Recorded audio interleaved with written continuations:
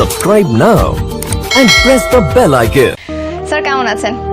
অনেক ভালো আছে। প্রথমত আপনার জন্মদিনের শুভেচ্ছা, 60তম জন্মদিনের শুভেচ্ছা। ধন্যবাদ। আর হ্যাঁ, একটা কথা না বললে নয়, আমরা বলছিলাম যখন যে 60তম বলতে গিয়ে 6ষ্ঠ বর্ষে পদার্পণ বলেছিলাম, স্যার খুব খুশি হয়েছিলেন। তো কি বলার আছে আপনার এই বিষয়টা নিয়ে? আমার কাছে জন্মদিন অন্য সাধারণ দিনের মতোই মনে হয়। এটা আলাদা দিন হিসেবে আমি কখনোই বিবেচনা করি না। আমার বন্ধু বান্ধব বা আমার অগ্রজ বা অনুজ বা সমসাময়িক অভিনেতা অভিনেত্রীরা এটা পালন করার চেষ্টা করে এবং আমি খুব বিব্রত হই। এই যে সবাই মিলে যখন উদযাপনটি করেছেন, আপনার অনুভূতিটা কেমন ছিল? আমি তো মানে একাধারে মুগ্ধ এবং হতভম্ব যে আমাকে নিয়ে এত বড় একটা আয়োজন করা হয়েছে। অনেকের কাছে এটা তো একটা বিশেষ একটা দিন থাকে, আপনি কিভাবে সেটা চাইছিলেন? আমি বললাম তো যে আমি একটা অন্যান্য সাধারণ দিনের মতোই জন্মদিবসটা ওরকমই, আমি আলাদাভাবে বিবেচনা করি না। আর যখন এই দিনে কেউ এসে, খুব প্রিয় কেউ এসে যখন আপনাকে উইশ করে, আপনার তখন কেমন লাগে? ভালোই তো লাগে। ভালোই লাগে। আচ্ছা, তো এখন যদি জিজ্ঞেস করি যে আপনার প্রিয়জনের তালিকায় কে কে আছে, সেটা একটু বলেন না। সেটা তো শেষ করা যাবে না, তোর অনুষ্ঠানের সময়সীমা চলে যাবে। কোনো অসুবিধা নেই, আমরা শুরু করি। মোটামুটি আমি সবাইকে পছন্দ করি, সবাইকে ভালোবাসি, সবাইকে সুখী দেখতে চাই। আমি কোনো মানুষকে অসুখী হোক বা অসুখী জীবনযাপন করছে এটা আমি দেখতে চাই না, কখনোই চাইনি। তো সবার সাথে নিশ্চয় সময় কাটাতে ভালো লাগে না, তো কার সাথে খুব পছন্দ করেন সময় কাটাতে? সবার সঙ্গেই আনন্দের সঙ্গে সময়টা কাটাতে চাই, তবে আমি তাই করি। আর এমনি কি মনে হয় না যে এই মানুষটাকে খুব বেশি পছন্দ করি, সে যখন সাথে থাকে তার খুব ভালো লাগে? সেটা আমার মেয়ে। আচ্ছা, তো একটু কি তার সম্পর্কে আমাদেরকে বলা যায়? না, আমার মেয়ে পছন্দ করে না। আপনি আপনার মেয়েকে নিয়ে বলতে চাচ্ছেন, তবে আমি তাকে চিনি খুব ভালো করে, আমরা একসাথে কাজও করেছি। তো একটা কথা না বলেই পারছি না, সত্যি অসাধারণ আপনার মেয়ে, সত্যি। তো 60তম বৎসরে পদার্পণের পর জীবন নিয়ে আপনার উপলব্ধিটা কেমন? দেখো, জীবন হচ্ছে, আমি কোথায় যেন বলেছিলাম, life is nothing but a journey towards death. মৃত্যুর দিকে ক্রমাগত এগিয়ে যাওয়ার নামই হচ্ছে জীবন।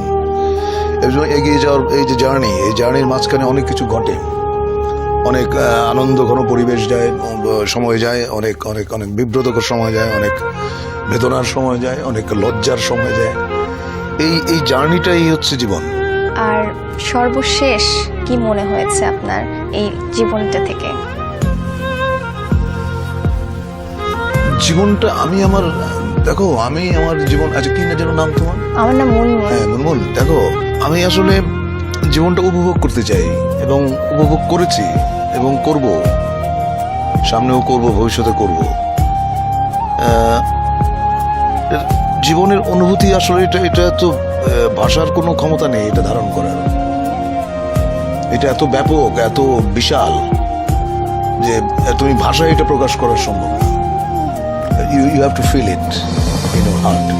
আমরা দেখেছি যে আপনি অনেক সাহসী একজন ব্যক্তি এবং জীবনে অনেক কিছু সিদ্ধান্ত নিয়েছেন, যে হয়তো বা একজন সাধারণ মানুষের পক্ষে সিদ্ধান্তটা নেওয়া খুব ডিফিকাল্ট হয়, কিন্তু আপনি সেই সাহসিকতার প্রমাণ দিয়েছেন। এই সাহসটা কোথা থেকে আসে? কিরকম একটা উদাহরণ দাও। এই এতগুলো বছরের মধ্যে এত উঁচু নিচু হয়েছে জীবনে, কোনো কিছুর সাথে আপনাকে আপোষ করতে দেখিনি। সেই ক্ষেত্রে আপোষ করে তো ভীতু মানুষ, আপোষ করে হচ্ছে যারা মেরুদণ্ডহীন প্রাণী। আমার তো মনে হয় যেমন মেরুদণ্ড আছে। এত বড় মাপের একজন অভিনেতা, আপনাকে যারা আদর্শ মানেন, তারা যখন আপনার সামনে আসে, সত্যি তাদের হাত পা কাঁপে, সত্যি কথা। তো আপনার সামনে যখন নতুন একজন এসে কাজ করে, আপনার সাথে কাজ করে নাটকের ক্ষেত্রে, তারা মোটামুটি একদম নার্ভাস হয়ে যায়। তো আপনার এইটা আসলে, দেখো আমি অত বড় মানুষ না, আমি খুবই সাধারণ। আমি কত বড়? আমি 5 ফুট 6.5 ইঞ্চি। এটা তো অনেক বড় হল না। আফজাল আমার যেতে অনেক লম্বা, ও আমার যেতে বড় মানুষ। আমি যখন দেখি যে আমার কোয়ার্টিস্ট ইজ আনকমফোর্টেবল বা সে তার ভিতরে দ্বিধা কাজ করছে, তখন আমি তার সঙ্গে গল্প করি, তাকে আমি সিগারেট অফার করি এবং তাকে যতটা সহজ করা যায়, হ্যাঁ, হাসি ঠাট্টা করি করে তারপরে শুটিংয়ে যাই, তখন মোটামুটি কাজটা ভালো হয়। দেখো অভিনয় তো মানে ভালো অভিনেতার সঙ্গে কাজ করার আনন্দ একরকম। এখন একটা লোক যদি নার্ভাস থাকে তো তার সঙ্গে কাজ করতে গেলে তো আমার অভিনয় আরো খারাপ হবে। তো এটা আমার দায়িত্ব যে আমার যে কো আর্টিস্ট তাকে চাঙা করা, তাকে উদ্বুদ্ধ করা এবং তার সঙ্গে একটা সৌহার্দ্যমূলক সম্পর্ক সৃষ্টি করা। এই সিচুয়েশনটা নিশ্চয়ই আপনিও আরো একদম প্রথমে পড়েছেন। আমি কখনোই নার্ভাস হইনি। আপনার প্রথম অনুভূতিটা কেমন ছিল ক্যামেরার সামনে? আসলে আমি যখন অভিনয় করি, আমি শুধু অভিনয় করি, ক্যামেরা ট্যামেরা ওগুলা আমার বিষয় না। ওগুলা এখন শামীম সাহেব বসে আছে, সুইচ করছে, ওটা ওর কাজ, ওটা আমার কাজ না। আমার কাজ হচ্ছে তোমার সঙ্গে কথা বলা, আড্ডা মারা। আচ্ছা ঠিক আছে। এবং আমি আড্ডার মধ্যে অনেক প্রশ্ন করব, আপনি কিন্তু বিরক্ত হতে পারবেন না। না না না, বিরক্ত হবো না। কি যেন নাম তোমার? আমার নাম মুনমুন। হ্যাঁ মুনমুন, আমি বিরক্ত হবো না। আচ্ছা, তো একটা প্রশ্ন এখন একটু আমি একটু আপনার থেকে সাহসটা নিয়ে কিন্তু করছি, আপনি রাগ করতে পারবেন না। আপনি ধূমপান কেন করেন? এনজয় করি। কিন্তু এটা যে ক্ষতিকর এটা তো আপনি জানেন। হ্যাঁ জানি। মানুষ অনেক সময় ক্ষতি জেনেও তো করে, অনেক কাজ করে না। সেটা কখন করে মানুষ আপনার মনে হয়? কিছু কিছু জিনিস মানুষ ভালোবাসে। হ্যাঁ, যেমন ধরো তুমি যে কানে যেটা পড়ে আছো এত বড়, তুমি পছন্দ করো বলে এটা পড়ে আছো, কিন্তু এটা যে কানটাকে টেনে তোমাকে অস্বস্তি দিচ্ছে, ওইটুকু যন্ত্রণা তুমি কিন্তু সহ্য করছো। তো ধূমপানটাও অনেকটা ওই রকম। আসলে আমি ধূমপান করি এবং এই জন্য আমি বলতে পারবো না যে ধূমপান আপনারা কেউ করবেন না, এটা আমি বলতে পারবো না। আমি যেদিন ধূমপান ছেড়ে দেবো সেদিন হয়তো সবাইকে বলবো যে ভাই ধূমপান করবেন না, এটা স্বাস্থ্যের পক্ষে ক্ষতিকর। আমি জেনে শুনে তারপরও কি আমি ওই ক্ষতি যেটা করছে, আমাকে ধ্বংস করছে যে জিনিসটা ভেতরে ভেতরে, আমি তাও কন্টিনিউ করে যাব? দেখো কিছু কিছু জিনিস আছে যেগুলো মানে রেজিস্টেবল না, তুমি সেটাকে কখনোই বন্ধ করতে পারবে না। সেটা তোমার জীবনের সঙ্গে এমনভাবে জড়িয়ে গেছে যে ওটা যদি তুমি ছেড়ে দাও তাহলে হয়তো তোমার ভালো লাগবে না, তুমি অসুস্থ হবে, আর নিজেকে ঠকানোর তো কোনো কারণ নেই। তো আমি আবারও মাপ চেয়ে নিচ্ছি, এত বড় বড় প্রশ্ন করে ফেলেছি। তার কারণ একটাই যে আপনাকে আমরা খুব পছন্দ করি, আর আমরা চাই আপনি যেন আমাদের মাঝে অনেক অনেক দিন বেঁচে থাকেন সুস্থভাবে। আচ্ছা ঠিক আছে। এবার একটু আপনার ছোটবেলায় যেতে চাই।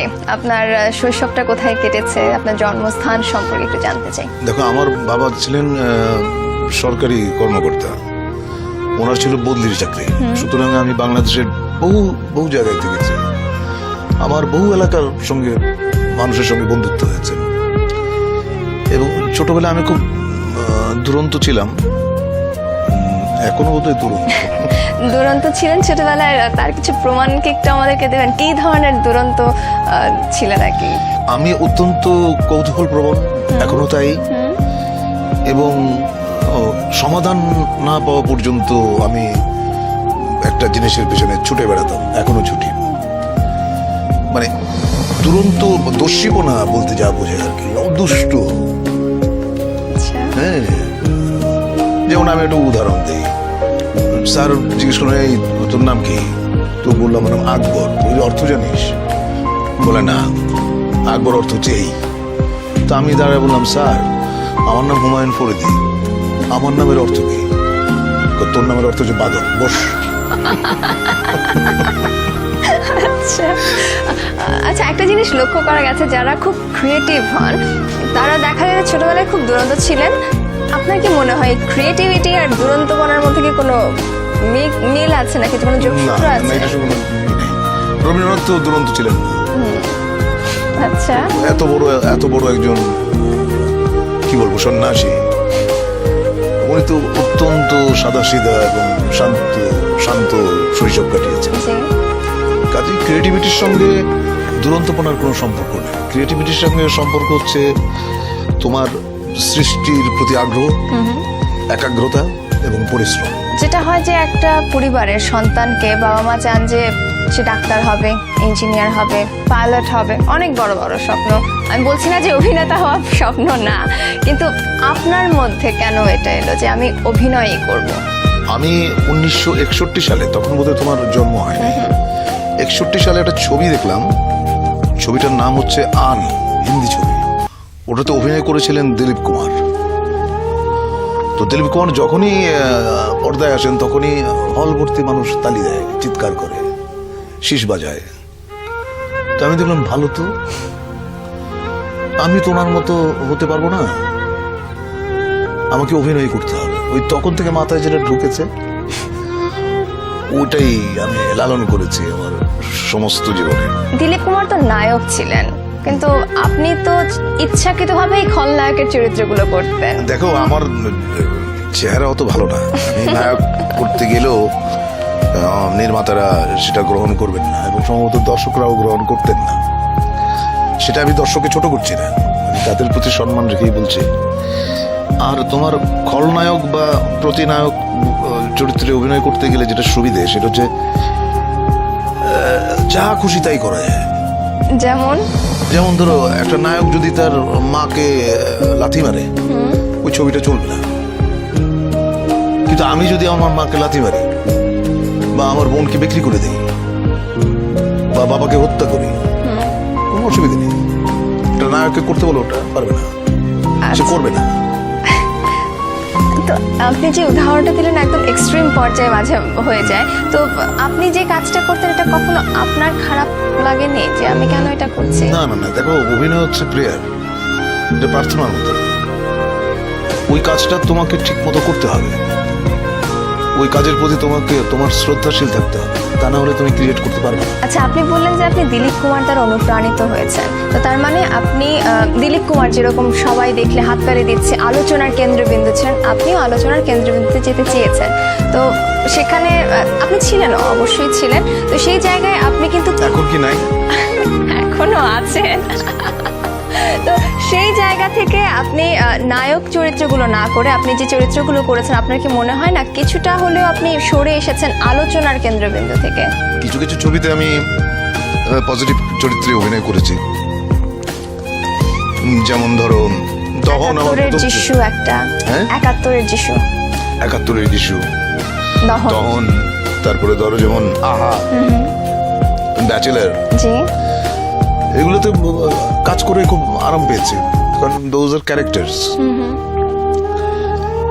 আর ওই যে বললাম যে আমার তো ওরকম হাইট নাই, চেহারা অত সুন্দর না, সুতরাং নায়ক হওয়াটা খুব ডিফিকাল্ট ছিল আমাদের সময়। আমরা কিন্তু মৃত্যুকে ভয় পাই, আপনার কাছে মৃত্যু বিষয়টা কেমন?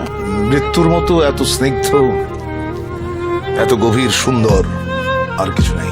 কিন্তু আমি অবশ্যই জানতে চাইবো আপনার কাছে এর ব্যাখ্যাটা কি, আপনি কিভাবে বুঝলেন এটা এত স্নিগ্ধ?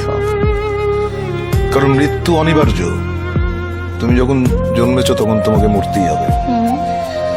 এইটা যদি তোমার মাথায় থাকে, তুমি পাপ করতে পারবে না, 1 নম্বর। 2 নম্বর হচ্ছে যে যেটা অনিবার্য, তাকে ভালোবাসাটাই শ্রেয়। তাকে যদি ভয় পাও,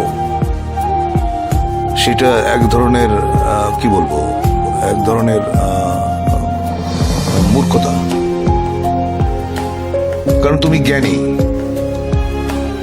তুমি শিক্ষিত, তুমি মৃত্যুকে কেন ভয় পাবে? মৃত্যুকে আলিঙ্গন করো, গ্রহণ করো, বরণ করে নাও, তাহলে দেখবে জীবন অনেক সুন্দর। যখন খুব কাছের কেউ সেই মানে সবচেয়ে বড় সত্যর মুখোমুখি হয়, তখন আপনার অনুভূতিটা কেমন হয়? দেখো, একটা মানুষ যখন তার সময়ের আগে চলে যায়, তখন কষ্ট পাই। বিধাতার এইসব জিনিস আমার কাছে রহস্য মনে হয়। উনি কেন একটা মানুষকে তার সময়ের আগে নিয়ে যান, এর কোনো যৌক্তিক কারণ আমি খুঁজে পাই না। কিন্তু একটা মানুষ যখন সঠিক সময়ে মৃত্যুবরণ করে, আমি আন্দোলিত হই। আমি যে খুশি হই বা উৎফুল্ল হই তা না, আমি সেটাকে শ্রদ্ধার সঙ্গে দেখি, এবং সেটাই সম্ভবত বাঞ্ছনীয়। এমনও তো হয় যে একজন মানুষ 80 বছর হলেও সে তরুণ, তো সেই মানুষের জন্য সঠিক সময় তাহলে কি আবার 25ও বৃদ্ধ হয়ে যায়? না, দেখো, মানুষ কখনো বৃদ্ধ হয় না। মানুষ তার মনে মনে সারা জীবনে 28 বছরে থাকে। 28 কেন? 28 এর পরে আর তার মানসিক বার্ধক্য আসে না। তার মানে কি আজকে এই মুহূর্তে আপনাকেও যদি আমি প্রশ্ন করি, আমি তরুণ। আচ্ছা, কি মনে হয় যে এই যে একটা ফেজ মানুষের লাইফের চেঞ্জেস গুলো, পরিবর্তনগুলো মানুষ যেগুলো পায় তার জীবনে, তার থেকে আপনি কি কি শিখতে পেরেছেন, আপনি কি কি নিয়েছেন? দেখো, এই পরিবর্তনগুলো যেভাবে হয় সেটা হচ্ছে যে কিছু কিছু পরিবর্তন মানুষ নিজেই করে, আর কিছু কিছু পরিবর্তন মানুষের জীবনে আসে যেটা সে কখনোই চায় না, কখনোই আশা করে নাই। এরকম অনেক জিনিস ঘটে, সেটা আমার জীবনে বহুবার ঘটেছে। আমি যেটা করতে চেয়েছি সেটা করতে পারিনি, আমি যাকে আঁকড়ে ধরতে চেয়েছি সে আমাকে ফেলে চলে গেছে, বা যাকে আমি স্নেহ দিতে গেছি সে আমাকে ঘৃণা করেছে। এইটা তুমি আমার মেয়ের বয়সী, একসময় তুমি আমার মতো বয়সে আসবে, তখন তুমি বুঝবে আমি এখন তোমাকে কি কথা বললাম। অনেক আগে বইয়ে পড়েছিলাম যে মানুষ আশায় বাঁচে, মানুষের বেঁচে থাকার জন্য একটা মুগ্ধ করার কোনো বিষয় থাকে। তো এই মুহূর্তে আপনার বেঁচে থাকার জন্য আপনাকে কোন বিষয়টা মুগ্ধ করছে? দুরাশা কিন্তু ভালো জিনিস না। দুরাশা বলতে আমি বলছি এইটা যে তুমি এমন কিছু আশা করবে না যেটা তোমার নাগালের বাইরে। তোমার নাগালের বাইরে যেটা, সেটা যখনই তুমি আশা করবে সেটা দুরাশা। দুরাশাটা করতে নেই, আশা করো যা তোমার ক্ষমতার ভেতরে আছে, যা তুমি অর্জন করতে পারবে, যা তুমি গ্রহণ করতে পারবে, ওইটুকু আশা নিয়েই মানুষ বাঁচে। অনেক সময় অনেক আশাই পূর্ণ হয় না, অনেক সময় তুমি আশা করো নাই এমন জিনিস ঘটে যায়। আপনার বাসায় প্রচুর বই, তো এই মুহূর্তে কি বই পড়ছেন? মাইকেল শেখোভের টু দ্য অ্যাক্টর। এটা অ্যাক্টিং এর উপর একটা বই, এবং অনেক অনেক চমৎকার, অনেক চমৎকার। বইটা অনেকটা মহাভারতের মতো, তুমি পড়ার পর ভুলে যাবে। ওইটা 10 পাতা পড়লাম, 12 পাতায় গিয়ে 3য় পাতায় কি ছিল ওটার মনে থাকে না। হঠাৎ এই বইটা কেন আপনি পড়ছেন? এই বইটা আমার বাড়ি থেকে 3বার চুরি হয়েছে। আমি 3বার কিনেছি, 3বারই চুরি হয়েছে। লাস্ট টাইম শিকাগোতে গিয়ে ওইখান থেকে বইটা পেয়ে কিনলাম, কিনে আর পড়া হয় নাই। পড়বো করে হয় না, আচ্ছা ঠিক আছে আজ না কাল না পরশু, এরকম করতে করতে অনেকগুলো বছর পার হয়ে গেছে। তো আমি কি কারণে যেন একটা বই খুঁজতে গেলাম, সম্ভবত জীবনানন্দ দাশের কাব্য সমগ্র, তখন দেখলাম ওই বইটা। আমি বললাম আচ্ছা এইটাই পড়ি তাহলে। একজন অভিনয় শিল্পী, তাকে যদি আপনি বলেন যে এই বই তার পড়া উচিত বা তার অভিজ্ঞতা থাকা উচিত এই বইগুলো সম্পর্কে, সেগুলো বই কোনগুলো হবে? প্রথম হচ্ছে স্তানিস্লাভস্কির actor prepares, building a character, creating a role. এই 3টা বই হচ্ছে তোমার অভিনয়ের জন্য পড়তেই হবে। আচ্ছা, তারপরে টু দ্য অ্যাক্টর মাইকেল শেখোভের। এগুলো পড়লে হয় কি, তুমি জেনে যাবা যে কৌশলটা কি অভিনয় করার। অভিনয় তো শেখানো যায় না, অভিনয় করতে গেলে কি কি কৌশল অবলম্বন তুমি করতে পারো সেইটা শেখানো যায়। আপনি বলার অপেক্ষা রাখে না যে অভিনয়ের সবচেয়ে উচ্চ স্থানেই রয়েছেন, অভিনেতা হিসেবে সে স্বীকৃতি আপনি পেয়েছেন, তো আপনি কেন এখন পড়ছেন টু দ্য অ্যাক্টর? দেখো কুমকুম তো মনমন, সরি মনমন, পড়ার তো শেষ নাই। যেমন আমি যখন মন খারাপ থাকে, আমি জানি কি কোন বইটা পড়লে আমার মনটা ভালো হবে, আমি সঙ্গে সঙ্গে ওই রবীন্দ্রনাথের গল্পগুচ্ছটা পড়ি।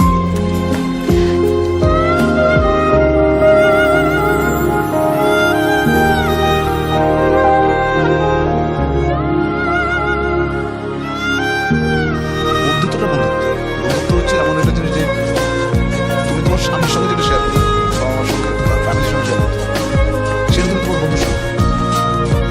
বন্ধুত্ব চেঞ্জ ঘটে যায়, আর বন্ধুদের কোনো বয়সে আর বন্ধুরা কখনো ছেড়ে যায় না। কিন্তু সবাই চলে যাবে, আমার মেয়ের বিয়ে হয়ে গেছে, সবাই ছেড়ে চলে যাচ্ছে, সবাই ছেড়ে চলে যাবে, বাবা মরে যাবে, মা মরে যাবে, কিন্তু বন্ধু কখনো হারায় না। আমরা যে নতুন আমি ইরেশের একটা নাটক করে আসলাম কিছু দেখ, ওখানে এই সংলাপটা পড়ে আমি খুবই মুক্ত। আমি ইরেশে বললাম চমৎকার সংলাপ লিখেছে। তো ওখানে সংলাপ ছিল যে সবাই চলে যায়, আমি বলি শুধু বন্ধুরা ছাড়া। আরো একটা জিনিস, আমিও মানে এটা এখন আর কি রিয়েলাইজেশন বলবে যে হ্যাঁ সবাই ছেড়ে যায়, বন্ধুরা ছাড়া। আপনার লাইফে এরকম বন্ধু তো অনেক এসেছে, তো একটা আমার- বেস্ট ফ্রেন্ড থাকে না, সেটা কি? আমার বেস্ট ফ্রেন্ড থাকে সুইডেন, ওর নাম মানি। আচ্ছা, তো আমার আরেকটা ফ্রেন্ড আছে লন্ডন থাকে, ওর নাম জিলানি। ঢাকায় আমার ফ্রেন্ড আছেন ইব্রাহিম, রিয়াজুল। কিছুদিন আগে আমার বন্ধু মারা গেছেন, দুইটা বন্ধু